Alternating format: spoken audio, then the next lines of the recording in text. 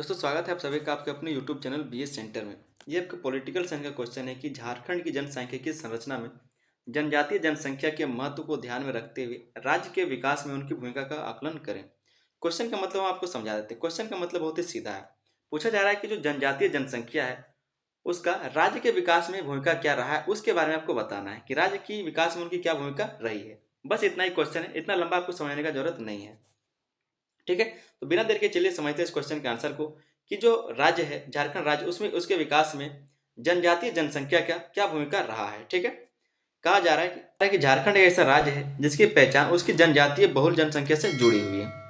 झारखंड एक ऐसा राज्य है जिसकी जो पहचान है उसकी जनजातीय बहुल जनसंख्या से जुड़ी हुई, जो जनजातीय बहुल जनसंख्या है उससे जुड़ा हुआ है। क्योंकि यहाँ पर जो जनजातीय लोग कैसे जो आदिवासी समुदाय के लोग हैं वो 26% से ज्यादा लोग यहाँ पर निवास करते हैं।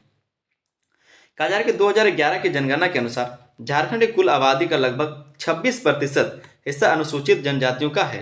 जो अनुसूचित जनजातियों का हिस्सा है वो 26% से ज्यादा है। आगे इसमें कहा जा रहा है कि जो इसे भारत के प्रमुख जनजातीय राज्यों में शामिल करता है। संथाल, मुंडा, उरांव, हो, खड़िया जैसी जनजातियां न केवल संख्या की दृष्टि से महत्वपूर्ण है बल्कि राज्य की सामाजिक, सांस्कृतिक, आर्थिक और राजनीतिक संरचना को भी गहराई से प्रभावित करते हैं। क्या कहा गया कि इनका जो प्रतिशत आप देख सकते हैं यहाँ पर जो कहा जा रहा है कि झारखंड की कुल आबादी का लगभग 26% हिस्सा अनुसूचित जनजातियों का है, जो इसे भारत के प्रमुख जनजातीय राज्यों में शामिल करता है। और साथ में संथाल, मुंडा, उरांव, हो, खड़िया जैसी जनजातियां न केवल संख्या की दृष्टि से महत्वपूर्ण है बल्कि राज्य की सामाजिक, सांस्कृतिक, आर्थिक और राजनीतिक संरचना को भी गहराई से प्रभावित करने का यह काम करता है। इसलिए झारखंड के समग्र विकास को समझने के लिए जनजातीय जनसंख्या की भूमिका का आकलन करना अत्यंत आवश्यक है। इसीलिए कहा जा रहा है क्योंकि इतना बड़ा जनसंख्या है इसका और इस तरह से ये प्रभावित करता है सामाजिक, आर्थिक, राजनीतिक संरचना को। तो इसलिए कहा जा रहा है कि इसलिए झारखंड के समग्र विकास को समझने के लिए जनजातीय जनसंख्या की भूमिका का आकलन करना अत्यंत आवश्यक हो जाता है।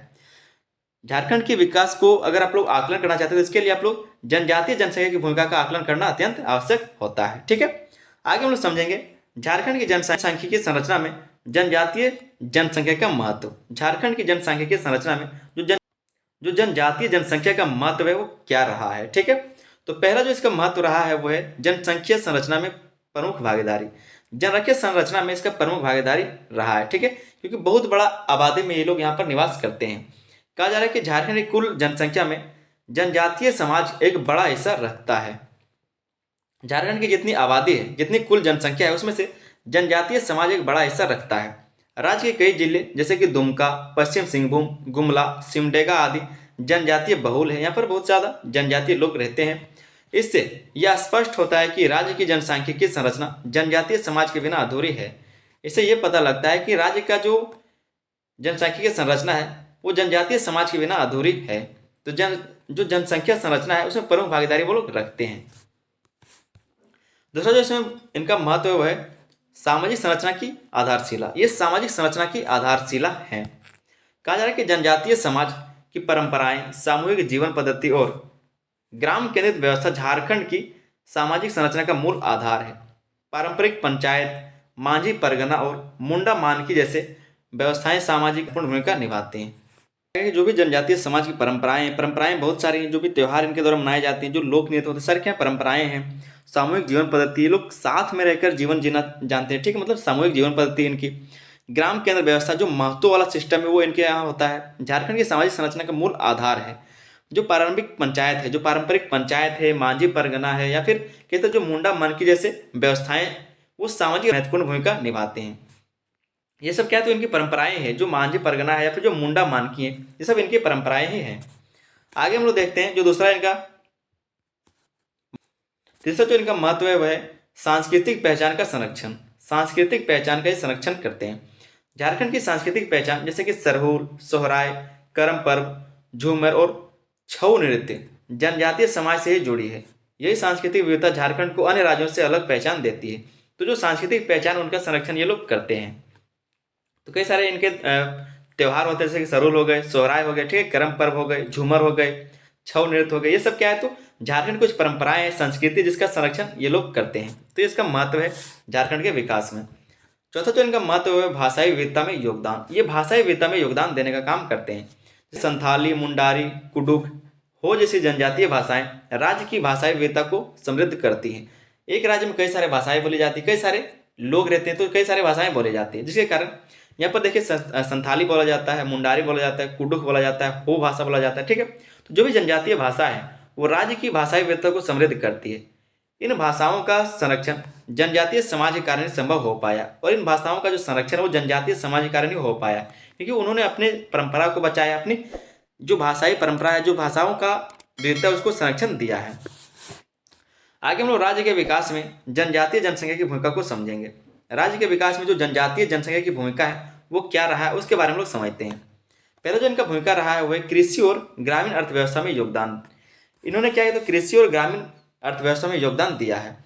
जनजातीय समाज मुख्य रूप से कृषि, वनोपज और पशुपालन पर निर्भर हैं। जो जनजातीय समाज है वो मुख्य रूप से कहा तो कृषि पर निर्भर करते हैं, वनोपज पर निर्भर करते हैं, या फिर पशुपालन पर निर्भर करते हैं।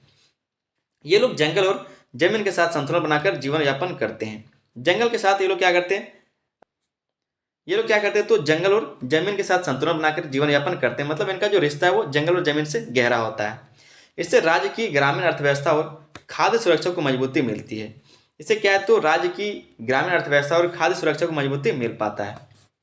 आज भी जो बहुत सारे आदिवासी समुदाय के लोग हैं वो जंगल पर निर्भर करते हैं। ठीक है, वही बात इसमें कहा गया। दूसरा जो इसमें भूमिका है वो है वन संरक्षण और पर्यावरण संतुलन। वन संरक्षण और पर्यावरण संतुलन, इन्होंने क्या है, तो वन का संरक्षण किया, जिसके कारण पर्यावरण का संतुलन हुआ है। कहा जा रहा है कि जनजातीय समुदाय प्रकृति को पूजनीय मानते हैं। जो प्रकृति वो इनको पूजनीय मानते हैं।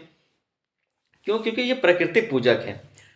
उनके जीवन में जंगल, पहाड़ और नदियों का विशेष महत्व है। इस कारण वे पर्यावरण संरक्षण और जैव विविधता को बनाए रखने में महत्वपूर्ण भूमिका निभाते हैं। इसके कारण अगर वो पहाड़ों का पूजा करते हैं, वनों का पूजा करते हैं, जंगल का पूजा करते हैं, नदियों का पूजा करते हैं, जिसके कारण क्या है, तो इसे जो संरक्षण है, पर्यावरण संरक्षण वो भी बना रहता है, और जो जैव विविधता है वो भी बना रहता है। ठीक है, इसमें ये महत्वपूर्ण भूमिका निभाते हैं।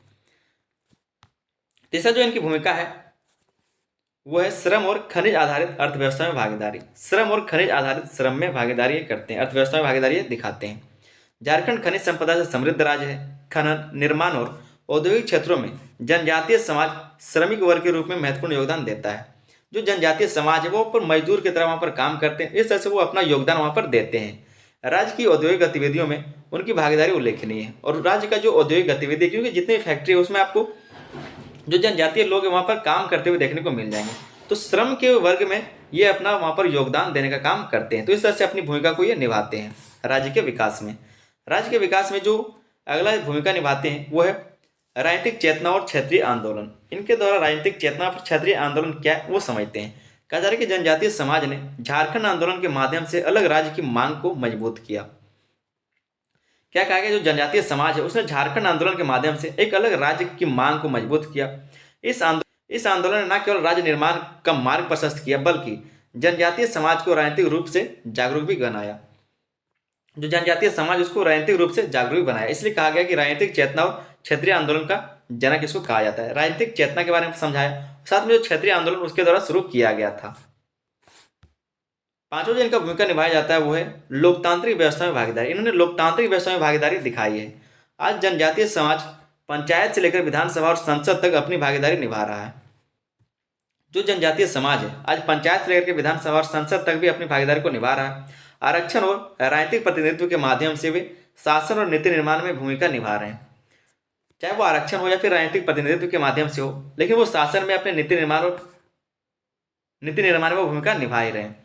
उनके क्या है, तो कुछ आरक्षण भी, आरक्षित सीटें भी होती हैं उनके लिए, तो उन माध्यम से वो क्या करते हैं, तो अपनी जो शासन और नीति निर्माण उनकी भूमिका वो निभा पा रहे हैं। लोकतांत्रिक व्यवस्था में उन्हें भागीदारी दे रहे हैं।